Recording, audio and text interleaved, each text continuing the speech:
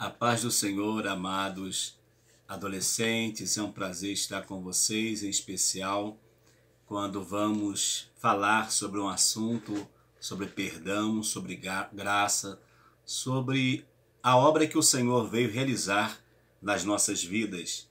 E a nossa quarta lição tem como tema, dizendo uma história sobre graça e responsabilidade.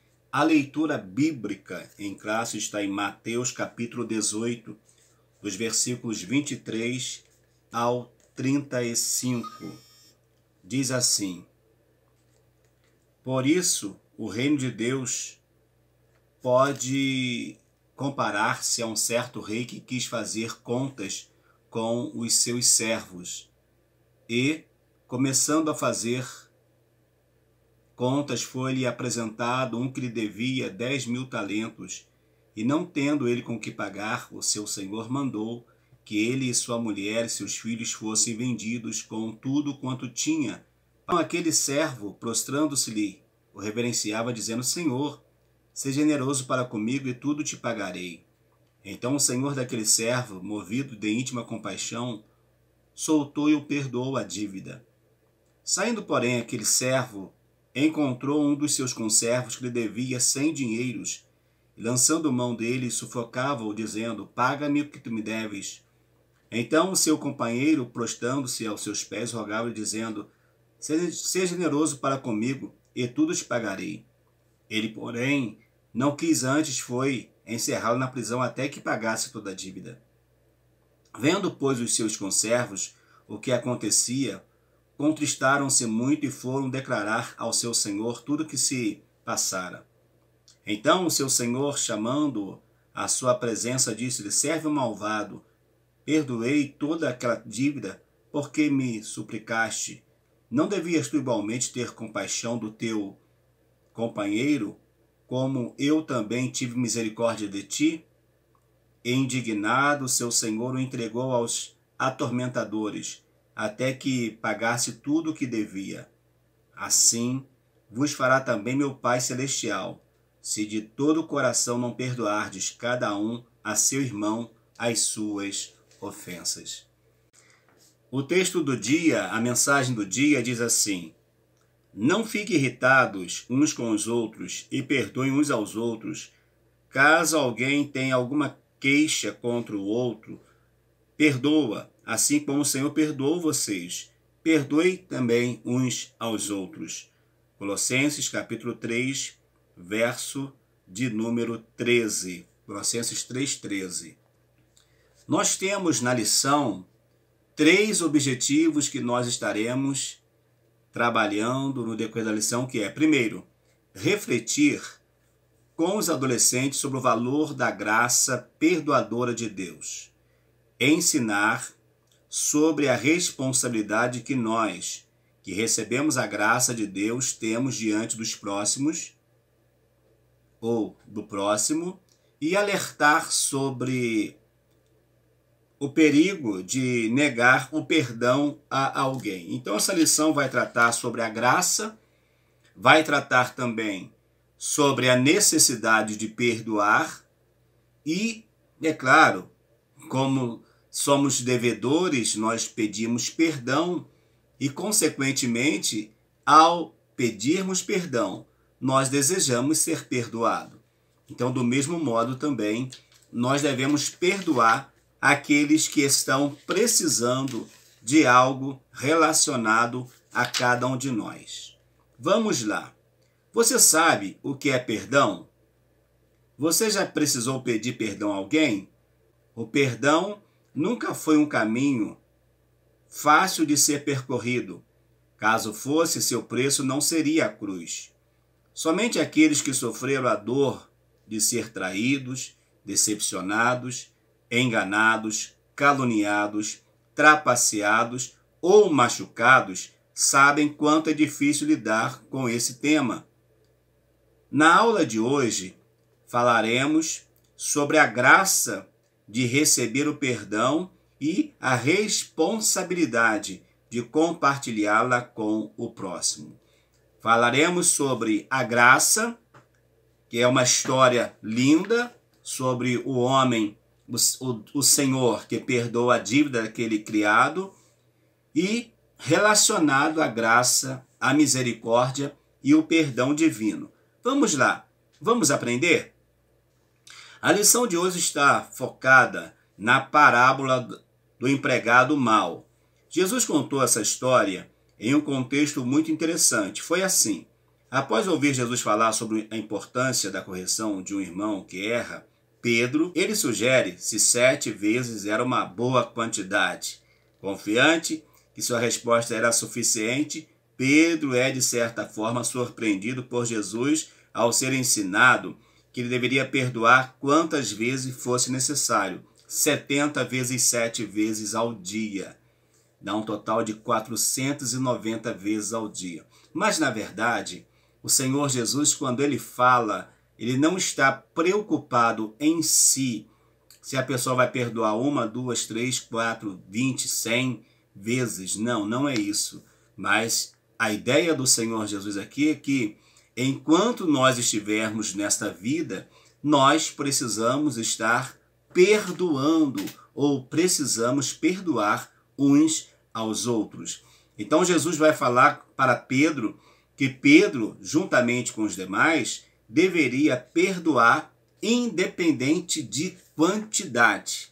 Porque às vezes eu poderia perdoar 10 vezes e achar que o limite do pedido de perdão já havia sido estabelecido, mas Deus não tratou desta forma. Jesus então lhe conta uma história para ilustrar a importância do perdão e a gravidade de sonegá-la a quem precisa, ou sonegá-lo. Ou seja, Jesus vai falar a questão de um homem riquíssimo que tinha alguém que lhe devia uma quantia de dinheiro muito grande, não tinha como pagar, e ele vai clamar por misericórdia, e o seu patrão vai, o seu senhor, o seu patrão, esse que lhe deu o dinheiro emprestado, ele vai perdoar a dívida. Mas, por outro lado, como lemos no texto bíblico, ele não vai ter misericórdia para com o conservo seu. Então, esta lição nos aponta ou nos leva para qual sentimento? Que às vezes nós queremos para nós, mas não temos coragem de estender as mãos para abençoar outras pessoas. Às vezes queremos a misericórdia de Deus para a nossa vida, mas nós mesmos não temos misericórdia do Senhor, né? Não temos essa misericórdia para com a vida das outras pessoas. E querendo nós ou não, o Senhor, o dono da igreja, o dono das nossas vidas, ele está vendo tudo isso. Todas as nossas atitudes estão sendo olhadas e observadas pelo Senhor. O rei perdoa a dívida com um ato de graça. Um rei resolveu fazer um acerto de contas com os seus empregados. Ao analisar sua listagem de devedores, observa que no topo da lista tem um que deve milhões de moedas de prata. Em função do tamanho da sua dívida, sabendo que não teria condições de pagá-lo, o rei, ao invés de sentenciá-lo à morte, ordena que o servo, sua esposa e seus filhos sejam vendidos como escravos.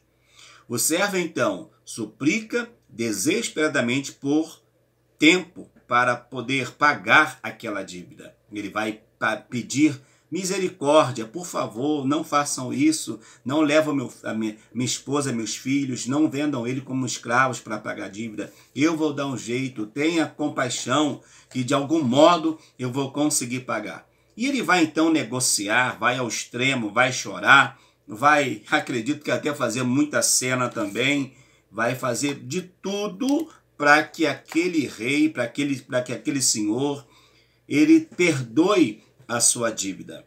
E de fato, isto vai acontecer.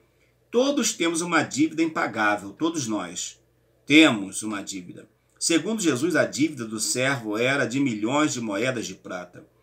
Além do rei, pouquíssimas pessoas seriam capazes de possuir uma quantia como essa. Tal valor é impossível de ser quitado, ainda que esse servo trabalhasse durante toda a sua vida. Jesus usa esse valor exorbitante, esse valor fora do comum, fugindo até o entendimento daquelas pessoas, para ilustrar o tamanho da nossa dívida com Deus. Por exemplo, hoje, a nossa dívida com Deus era uma dívida que tinha como marca o pecado. E esse pecado nos separava constantemente de Deus. Essa dívida não tinha como o homem pagar com os seus esforços e, nesse caso aqui, nem homens ricos, mulheres ricas, conseguem pagar essa dívida diante do Eterno, diante de Deus. Por quê?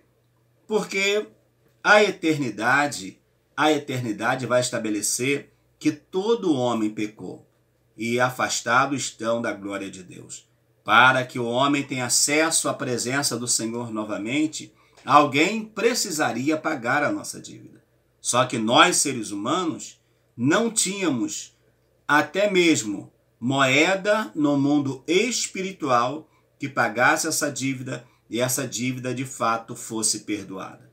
Por isso que o Senhor, nosso Pai, vai enviar Jesus para pagar essa nossa dívida, nos dando condição de cada um de nós nos relacionarmos de forma profunda, de forma maravilhosa com o Senhor, sem nenhum impedimento. Uma vez perdoado, a dívida está perdoada. Ninguém irá nos cobrar coisa alguma, nem nesta vida e nem no mundo espiritual. Porém, a lição que nós vemos também aqui, que é alguém que tem um coração perdoador, alguém que está pedindo, mas é alguém que depois vai abrir mão desse perdão e vai seguir o curso do seu pensamento, o curso do seu entendimento, e isso é capaz de levar-lhes a estar longe do Senhor. E isto é muito perigoso para todos nós. Então nós vamos ver que esse rei, esse senhor, perdoou a dívida. Uma dívida que aos olhos humanos era impagável. Por mais que ele disse assim, não, deixa a minha esposa e meus filhos que eu vou trabalhar e vou pagar.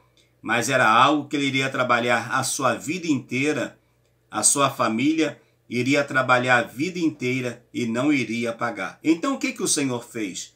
Diante daquele pedido, daquele devedor, ele usou de misericórdia. Usou a graça e aplicou a misericórdia para perdoar a dívida daquele homem. O que Deus fez com nós, comigo e com você, fez com cada um de nós. Usou da sua graça e da sua misericórdia para que a nossa dívida ela fosse aniquilada. No 2 diz assim, carecemos de uma atitude graciosa. O rei, movido de compaixão, perdoa a dívida contraída e libera o servo para viver em paz o resto dos seus dias com sua família. Assim, como rei, o nosso Deus, por graça, bondade e generosidade, resolveu perdoar nossa dívida, enviando o seu Filho para morrer pelos nossos pecados. João 3,16, né? Deus enviou o seu Filho ao mundo, né, para nos salvar, porque Deus amou o mundo de tal maneira que deu seu Filho unigênito para que todo aquele que nele crê não pereça, mas tenha vida eterna. E com base na sua justiça, ele nos reconcilia consigo mesmo. Deus nos reconcilia consigo mesmo por meio do sacrifício do seu Filho. Ele envia seu Filho, mas para que ele pudesse se reconciliar com o homem. Deus perdoou todos os nossos pecados e anulou a conta da nossa dívida, com os seus regulamentos que nós éramos obrigados a obedecer. Ele acabou com essa conta pregando-a na cruz. Ou seja, ele quitou a dívida, se fosse hoje. Além de quitar a dívida, ele poderia ficar com a promissória, né? Mas hoje, no nosso caso, quando alguém quita uma dívida e é uma promissória, ele vai queima aquilo, rasga aquilo, para que ninguém lhe cobre novamente. Deus fez o seguinte: com a minha e a tua dívida, ele pegou a nossa dívida, a dívida de toda a humanidade, foi na cruz e cravou na cruz. Mas cravou na cruz de madeira? Não, não é isso que o texto vai nos dizer. Vai nos dizer que cravou na cruz, mas quem é que estava na cruz? Jesus. Então o meu e o teu pecado foram cravados em Jesus. Jesus não sentiu somente, como vimos nessa semana passada, a semana da Páscoa, Jesus não teve somente as suas mãos e os seus pés furados com pregos, não. Ele teve também o seu corpo furado e nele cravado o meu e o teu pecado. Vale um glória aí, fogaréu? Então, dê um glória ao Senhor, porque o Senhor te libertou, o Senhor nos libertou de todo pecado. Deus perdoou todos os nossos pecados e anulou a conta da nossa dívida, cravando aonde? Na cruz. O serviço perdoado nega. O servo perdoado nega o perdão ao seu próximo. Seguindo a história, ao sair feliz e vitorioso na audiência com o rei, algo inacreditável aconteceu com o servo perdoado. Ele deve ter saído, numa linguagem nossa hoje, né? Deve ter saído tirando onda com os demais. Está vendo aí? Olha, eu devia tantos por rei e o rei me perdoou. O rei perdoou a minha dívida. Não vou precisar pagar mais nada. Cantando, feliz da vida.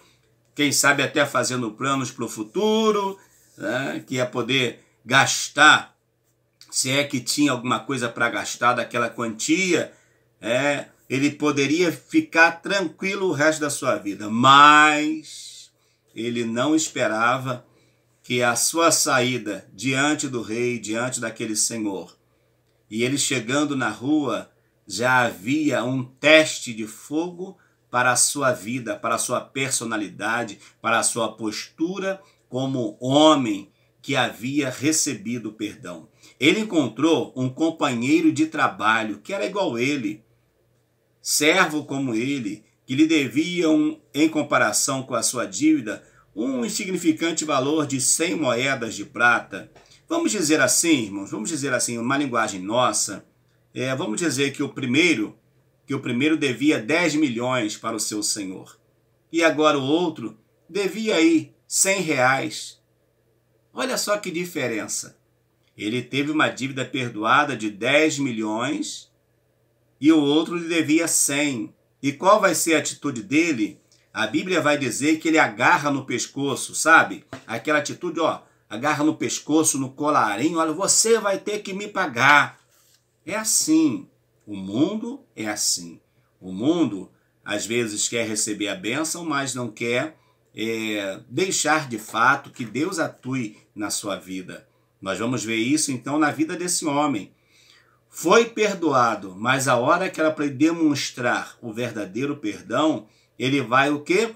Tomar uma atitude totalmente errada, totalmente reprovada pelo rei e, consequentemente, pelo próprio Deus. Porque Deus atua na nossa vida também, amados, mediante a nossa atuação com as outras pessoas.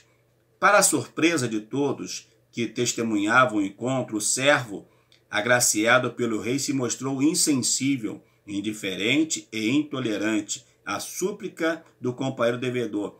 Infelizmente, ele decidiu negar ao outro aquilo que havia recebido, que foi o quê? O perdão da dívida.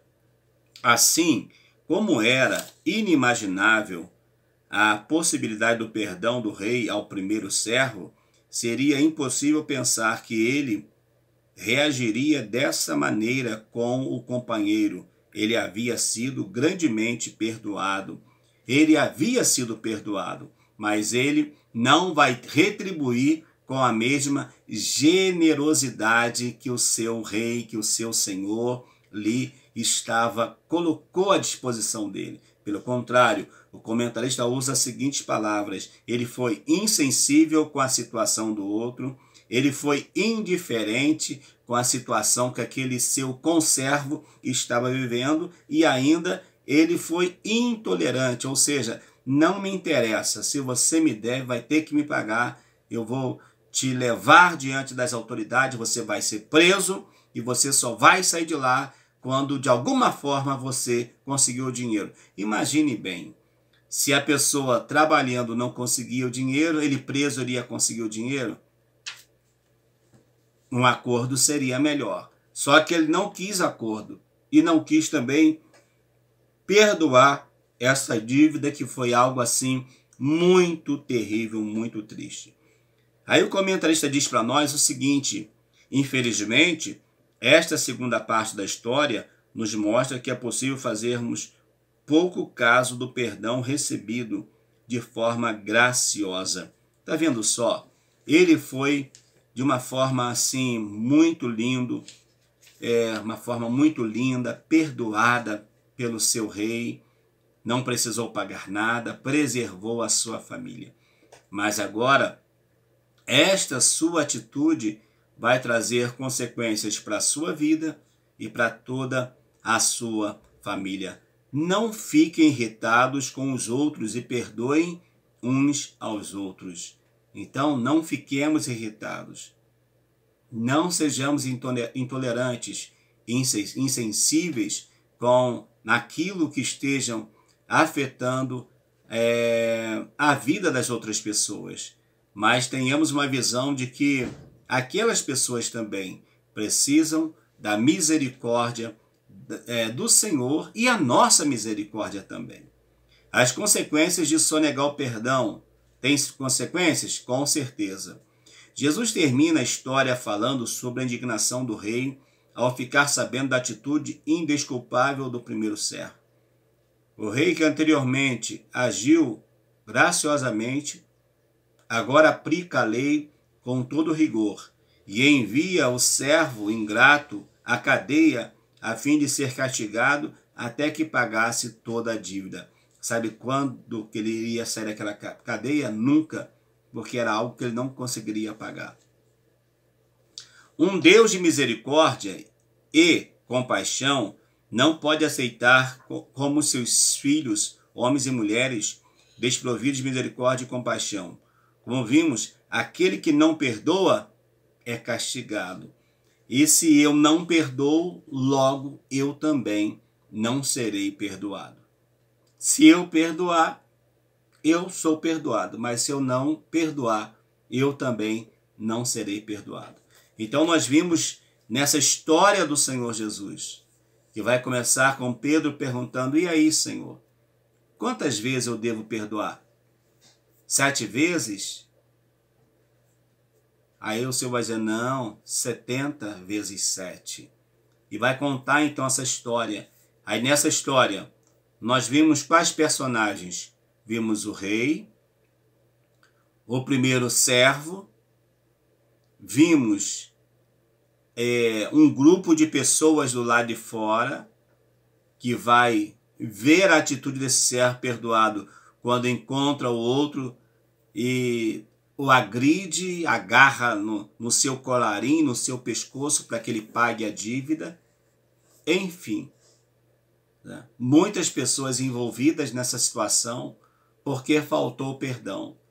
Se houvesse o perdão desse servo para o seu conservo e tudo ficasse em paz, muitas batalhas teriam sido aniquiladas para a glória do Senhor. Todo aquele que recebeu perdão deve estar pronto para perdoar. Se você um dia foi perdoado, então perdoe. Se você é um servo de Deus, aplique esse princípio do perdão para que as pessoas se inspirem em você e você não seja um mau exemplo como esse servo, mas você seja um bom exemplo de pessoas vão olhar e dizer assim: olha, verdadeiramente, ele e ela são servos do Senhor nosso Deus. Concluindo, cada cristão deve se identificar com um servo que devia grande valor ao rei e ver as pessoas que de alguma forma lhe prejudicam como segundo servo, De maneira que a nossa dívida perdoada por Deus é tão grande que qualquer tentativa de recusar o perdão a outras pessoas é tão triste quanto o comportamento do servo incompassível da parábola. Todo aquele que recebeu perdão deve estar pronto também para perdoar. E que nós estejamos, pronto a liberar perdão àqueles que nos devem alguma coisa. E deve fazê-lo de todo o coração. Você foi perdoado para ser um perdoador. Então você foi perdoado para que, através da sua vida, outras pessoas recebam o perdão do Senhor nosso Deus. Que Deus te abençoe. Chegamos ao final da síntese dessa nossa quarta lição. Espero que esse assunto, graça, perdão, misericórdia, toque também a sua vida, tá, adolescente? Sinta perdoado pelo Senhor, que Deus te abençoe, você, sua casa, seu pai, sua mãe, seu avô, sua avó, sua família. Que Deus abençoe você, pai, você, mãe, você, mestre dos nossos adolescentes.